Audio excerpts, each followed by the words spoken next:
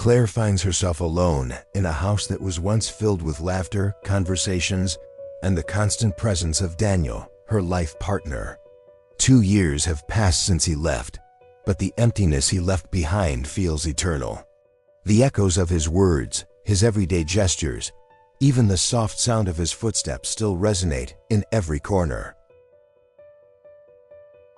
The sun enters through the kitchen window, illuminating the same mugs they used every day, but now everything is soaked in an unshakable sadness. 2 years may seem long, but to me, they were only a breath, Claire reflects. She watches as time seems to blur while the weight of his absence still clings to her. Silence has become a constant presence. Every part of the house reminds her of Daniel, his favorite spot on the couch, his jacket still hanging on the rack, the little corner in the garden where they used to sit and watch the stars. Everything feels static, frozen, as if time lost its meaning the day he left. No matter how much she tries to fill the space with distractions, nothing can break the stillness that consumes her.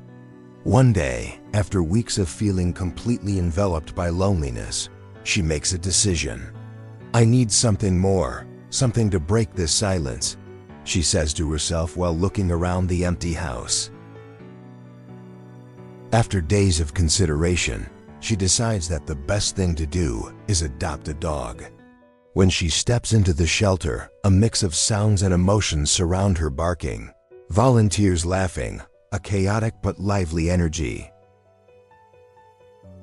There are dogs of all sizes and breeds, some playful, others shy, but none capture her attention like the one at the back of the room.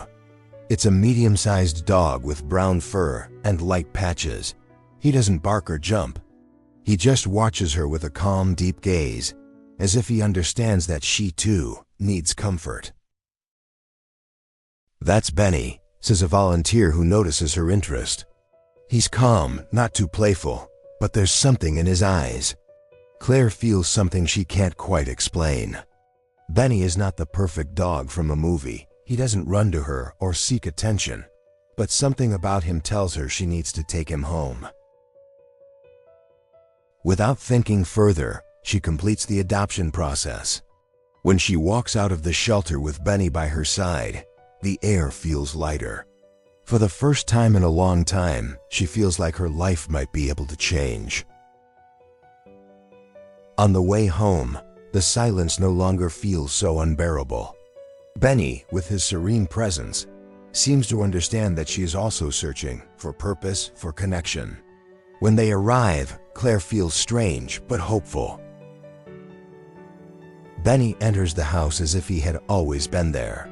He slowly walks down the hallway, sniffs every corner, and then calmly lies down on the rug, just like he did at the shelter.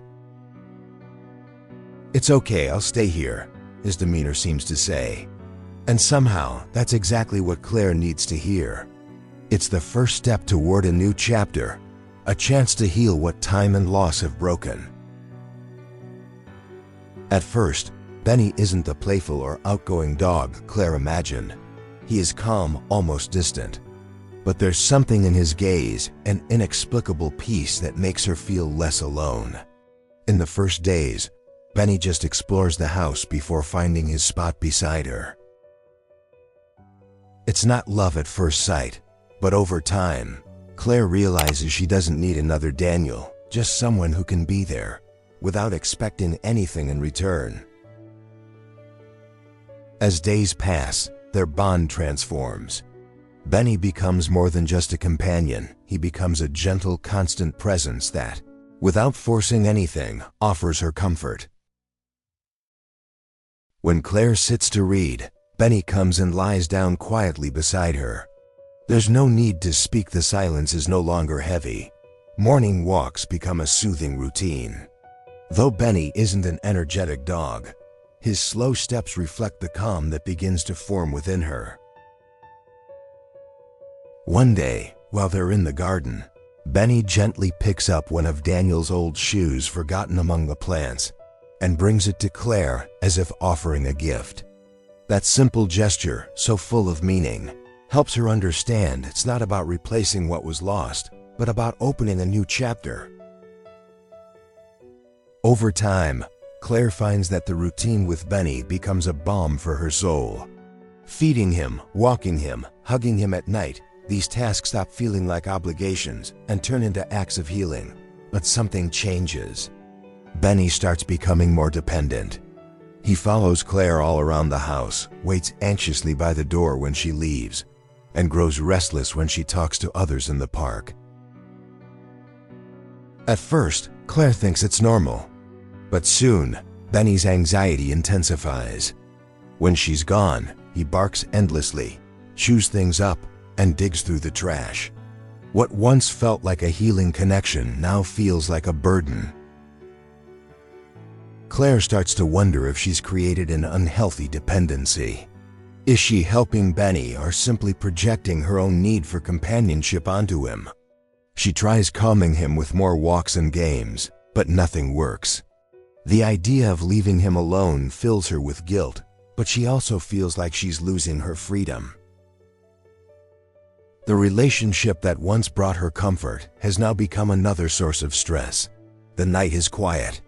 Benny rests at her feet. Claire, with a restless heart, realizes she can't go on like this. The key isn't to distance herself from Benny, but to find balance. He can't be the solution to all her problems, nor can she lose herself in the process. She decides to seek professional help. With patience, she begins working on Benny's anxiety, teaching him that being alone doesn't mean being abandoned.